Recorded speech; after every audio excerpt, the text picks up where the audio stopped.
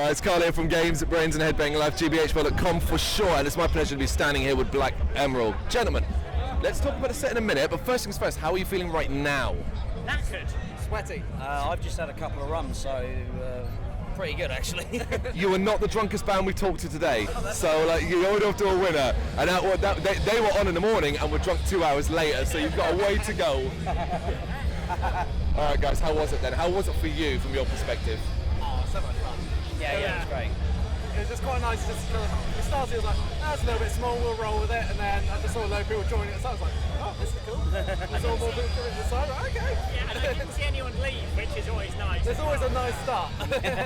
Well, yeah, that whole thing, that Bloodstock experience of the fact that you can start and be playing to 100 people, but then as you go on, more and more people grow and grow and grow.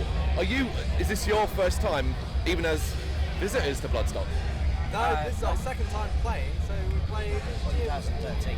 2013 on the New Blood stage. Wow. Yeah, that was a bit less like walk through traffic, so it's a bit like, well, with that, anyone who's seeing you is seeing you, whereas with Jaeger it's a bit like, people will turn up and actually start watching you halfway through, which is quite nice. And I thought the atmosphere was a little bit better on the Jaeger stage, just because it's that little bit smaller, you're that bit closer to the audience, you get that feedback from them, which you kind of lose on the bigger stage. See, that's really interesting. See, I see the Jaeger, right, as the most unique stage here, right? It's the smallest, but obviously because of its position, people walk past and they will hear your music, and even if it's just walk past, they've heard maybe a minute, 2 minutes, and so on.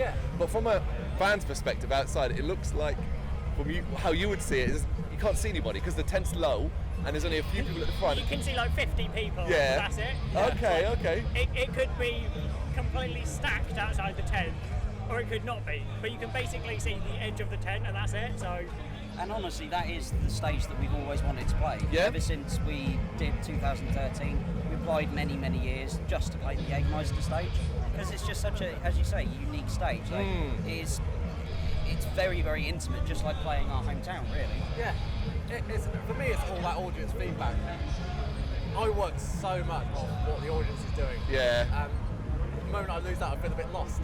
Okay. You have to try and catch the crowd, don't you? Yeah. It's not like they're here to see you, they're walking past, and you have to constantly play, like, listen to us. Come and sit down and just like watch us for a bit. So it's quite an interesting challenge of like, you've always got to be trying to draw people in for the entire set. You've only got a short amount of time to do that as well. Yeah, so it's definitely the most interesting stage to play. But in terms of like a half-hour set, that is where we shine. Any longer than that, we just get like, ugh. The intimacy. Yeah. But then, of course, I mean, regardless of intimacy, the ambition is, well, that's 2 stages down, 2 more to go. Well, yeah, kind of, but this was our last ever gig. So we broke up about an hour and a half ago. That's the beers. Technically speaking, you're no longer interviewing Black Emerald. You're just interviewing Simon, Ed and Connor. Some oiks from Reading. What on earth? What? I don't know. You're taking me back now. Is it something you can talk about? Oh, yeah. Yeah, why have you made the decision to... Well, you do all the reasons. Yeah, I take full responsibility. Okay. It's all his fault. I suddenly went all mature and was like, I'm going to go to uni and do some studying. Okay, what are you planning to study? I am already studying ancient classical and medieval studies. Okay, fair enough. And what's your plans then? Are you going to... Well, I'm free join after this, I don't know about you. I'm not a musician, man. It's not pretty. It's not pretty at all. So I'm currently in a 3-piece old rock band called In Air. They're definitely not anywhere near heavy enough to play Bloodstock. I'm also in a thrash band, Edge of Ruin. I'm also decking from mate's 4-piece sort of grungy band, Our Fate.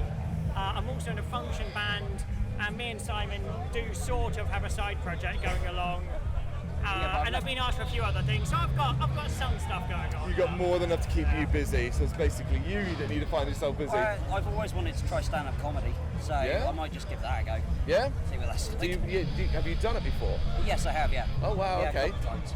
Okay. Dare I ask what style? Are you irreverent? Are you on the nose? Are you Jimmy Carr? Are you Bill Bailey? You're not a Jimmy Carr. No, I'm crossing to Jimmy Carr. No, I did a open mic a couple of years ago, and honestly, the jokes I'd written pissed off out of my head as soon as I got on stage, so I had to just make it up as I went along. It wasn't great, but it was still quite fun. yeah, I want to give it a go again. Okay, so you're very supportive of each other in regards to this decision, yeah? Oh yeah. Yeah. Because you know, I've never interviewed after X many years of doing this. I've never interviewed a band who literally split up an hour and a half ago, and I'm always like, shit. Are we gonna have a right fight? No, I was gonna say. So the funny thing is, we broke up in probably March last year, okay. And we had a last gig booked at a promoter who was doing his last gig in Reading. He's booked us for 35 gigs out of the 300 gigs he's ever done. So it was going to be our last gig and his last gig, and because of COVID it kept on getting delayed until it was last weekend, and then by the time that we'd not broken up, Simon Hall, the other Simon Hall, asked us to play, so we're like, go for it. So it's all very amicable because we've been trying to break up for about 18 months. So The world just went, let's That's a sign. Maybe it is a sign. It's very amicable. Ed wants to go and, better himself as a person. I've almost finished my degree now. The funny thing is, it's now 2 years through a 3-year degree. This is the rock star thing, guys. Come on, you'll split up for a while, a couple of years' time. Everyone will be wanting you back, so you'll be back as big as better than ever. Reunion tour and we'll sell 20 tickets. As a final gig, it's a pretty incredible way to finish then, right? You got that. Yeah, so we had our last hometown gig last weekend, and pretty much all of our mates' bands were either playing or there to support us. So it was a really nice kind of last hometown gig, and then Bloodstock. And again, quite a lot of them were here today as well. So yeah, it's just been a nice sort of calling it a day. Yeah. That our last 2 gigs were very much like, we knew they were going to be our last 2 gigs and kind of prepped it that way. Yeah. Incredible. Rather than just like, I hate you guys, I'm out, and then the band's over. It was kind of premeditated. So it was very. That's another thing as well. Like when we were recording our album, there was a point where all 3 of us sat down and we just agreed, like, if one of us leaves, that's kind of it now. Yeah, okay. Because it's so difficult to find the same chemistry that you have with people, and this is the longest lasting iteration of Black Emperor. Yeah. The band's been going since 2005. Yeah. Incredible. I joined in 2012, and we've been this lineup since 2015. 2014. 2014, yeah. And it's the longest stable lineup. We gel best as a 3-piece. It used to be a 6-piece before I joined. And we just sat down in the studio and went, this is what this band is. If any of us leave, no replacing them, they becoming a 2-piece. Call it. Hey, I offered to teach the other if you want to get someone else. Amazing. So that kind of throws out the whole what you're up to next kind of question thing, Nothing. but we will go with this one then. So you guys here for the rest of the weekend? I am, yes. Yep. I'm not, unfortunately. He's got No. a wedding, hasn't he? Not a wedding. I got my dates around the wrong way. I'm going on holiday. Oh, Okay, I was about to say, your wedding? What else is there on the Oh, go? God, no. What else am I not invited to? We'll talk about that. So you guys that are staying then, who are you looking forward to check Well, out? so I'm not staying either. Okay. Because I've got a gig next weekend where I'm in 2 of the 4 bands. So it's looking a bit hectic, and I need to reprogram 2 lighting rigs because I'm the drummer and singer and lighting tech for 2 of the 4 bands on the bill. So it's going to be a rough week. So I'm not feeling. I had my second jab on Monday. I'm still feeling a bit under the weather. So I thought I'm going to quit while I'm ahead a bit.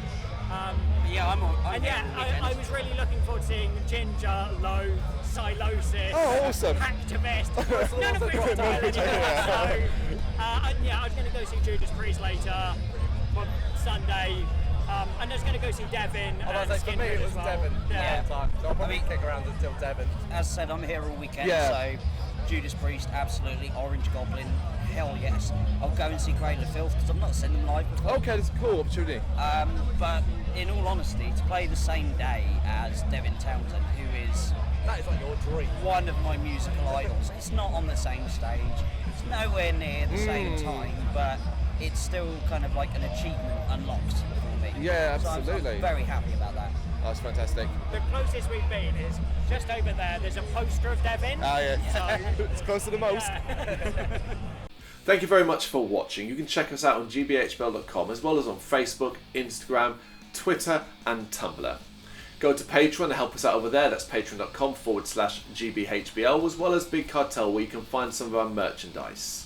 We have a podcast running on SoundCloud and Apple Podcasts, and of course, if you like this video, do us a favour, hit the subscribe button and help the channel grow. Games, horror and heavy metal. What else is life for?